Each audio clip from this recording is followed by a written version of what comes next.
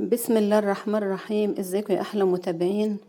تعالوا احنا لو جايبين سمك كتير مثلا وهنعمل اكلة نتغدى بيها، وهنعين الاكلة التانية في الفريزر من باب التوفير في الغاز، وان هتبقى جاهزة عندك في اي وقت تحتاجيها.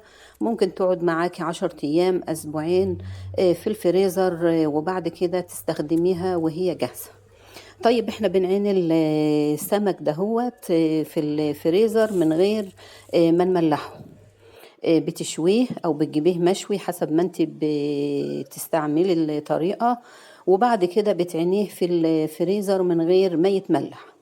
بعد كده بتعالوا بقى نجهز التتبيلة. معانا ملح وكمون وفلفل أسمر وشطة، بس أنا استعملت هنا صلصة الشطة أو الهريسة لأن ما كانش عندي شطة كنت مخلصاها، وطماطم وفلفل وليمونة واحدة، والثوم كتير، وبناخدهم وكوباية مية، وفي الخلاط بنضربهم ضرب ناعم. بنكون مجهزين برضو نص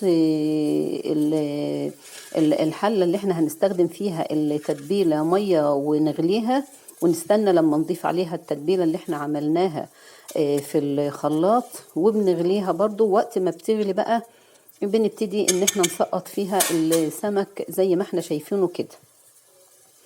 الطريقة ديت ممكن نستخدمها برضو مع البوري لو احنا جايبين كمية كبيرة، وهنستخدم جزء ونعين جزء. ممكن ان احنا بنعينه في الفريزر مشوي جاهز، والله بيبقى جميل وكأنك لسه شوياه في نفس الوقت.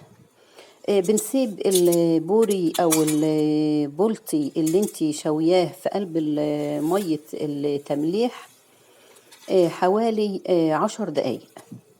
طبعا بكون مطلعاه من الفريزر قبل كده، عشان احنا بنقولنا بنعينه في الفريزر يقعد معانا بالاسبوعين او بال20 يوم، والله ما بيجرى له اي حاجة ولا بيغير ولا طعمه بيغير. وبتسيبيه يفك، وبعد كده بتبتدي ان انت تملحيه بالطريقة اللي احنا شفناها مع بعض دي.